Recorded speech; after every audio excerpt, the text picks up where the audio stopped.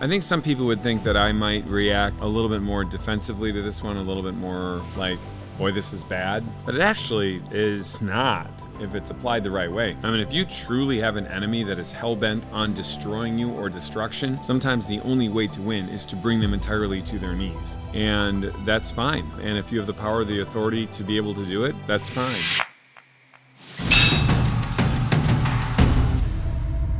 Welcome back to Durand on Demand. We're going over the 48 laws of power. Last week we went through 11 through 13. This week we're going through 14 through 16. And Dave, you've mentioned time and time and again, and I think our commenters probably don't watch the videos. Yeah. But this is not an endorsement of the book, but rather it's just just an insightful look through. That's all it is. It's a look at it because it's a wildly popular book. It was 20-some years ago when it came out and it became popular again. And you know, one of our some of our critics will say, if you're endorsing this book, you're a bad person. We clearly aren't and haven't. The second thing is they say, well, you shouldn't criticize this book because Robert Greene is just telling people how to navigate the world in case people are mean to them. In reality, he does never say that. He basically just tells you how to manipulate people, and even if it is his intention just to teach you how to not be manipulated, he doesn't use that language. He uses the actual opposite language where he gives you possession of a bad skill and tells you how to be bad with it. Some of them, though, are pretty morally neutral.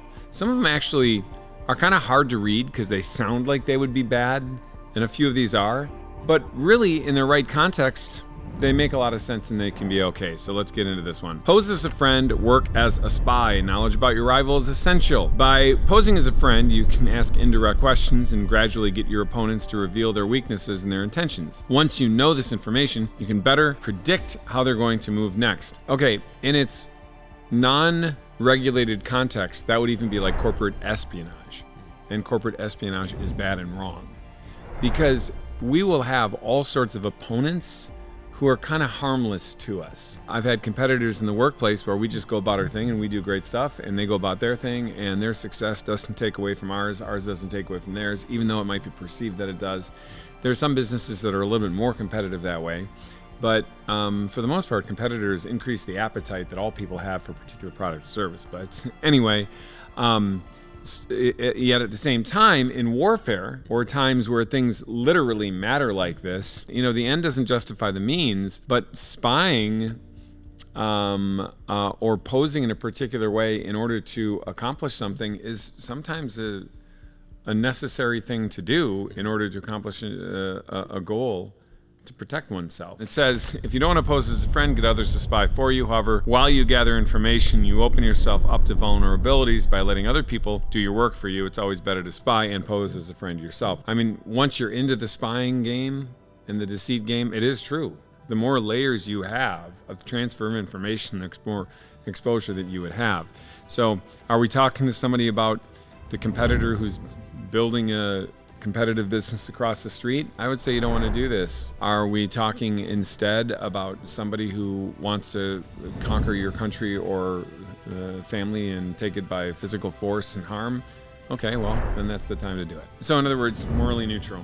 And the last one in my review. Crush your enemy totally. To crush your enemy partially means that they will eventually recover and seek revenge. Ultimately, you can only gain peace and serenity if your enemies cease to exist. If you manage to remove all of your opponent's options, then they will have no choice but to bend to your will. By giving them nothing to negotiate with and no room to maneuver, you will have crushed them. I think some people would think that I might react a little bit more defensively to this one, a little bit more like, boy, this is bad. But it actually is not if it's applied the right way. I mean, if you truly have an enemy that is hell-bent on destroying you or destruction, sometimes the only way to win is to bring them entirely to their knees. And that's fine. And if you have the power or the authority to be able to do it, that's fine. Now, if you're doing it just to crush them, just to make their life miserable, just because you have power and you want to use it and exercise it, you just want people to know how incredible you are. They're innocent and you create an enemy out of them, therefore that's different. But if you're talking about crushing your enemy from a defensive posture because they have bad intentions that you know are thorough and to the core, it is naive to believe that minorly weakening them and letting them exist is not going to come back and create a dangerous circumstance. We can look at world history 1,000 times over and see that sort of thing. Strength equals peace, And having power equals peace as long as you are peaceful.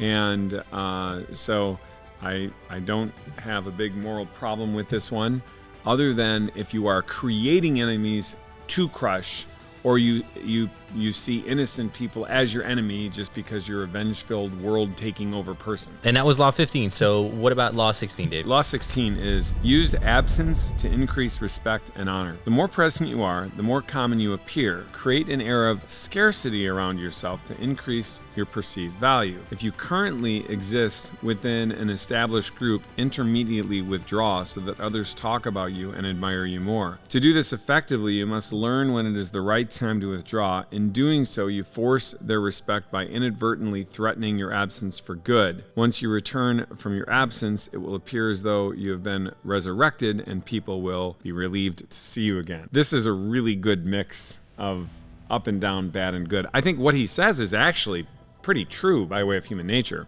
He's very insightful on human nature. There's no doubt about it. But the problem with it is that he says, in doing so, you force their respect by inadvertently threatening your absence for good. He uses these kind of power plays in that regard, or that capacity. And I think in most relationships, people want the assurance or security that it is strong and you're not going anywhere. But it is true that the more you're around, the more people might take you for granted. Now, again, are we talking about your kids and your wife? Be around, you know. But I see this in the workplace where people socialize way too long in the workplace, or they sit around in meetings way too long, and they don't understand that leaving is better. I do coach entrepreneurs and leaders to leave the office party early, to oftentimes show up late, not disrespectfully late, and when the bottles start flowing, to not be a part of it. And this is one of those types of things. So there is an aspect of this one that makes a whole heck of a lot of sense, but I think to be manipulative about it is where he becomes problematic. So these are interesting. Pretty much for the most part, these are, like I say, they're like guns. You know, guns don't kill, people do.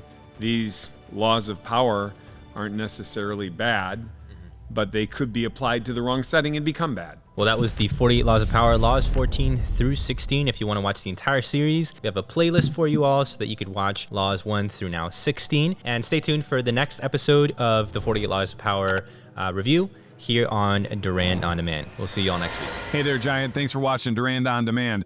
I need your help with something. The world desperately needs more Giants. You know it, and I know it. We've been around a lot of people struggling, figuring out how to make things go. So hit that like button, hit that subscribe button, share this with as many people as you can.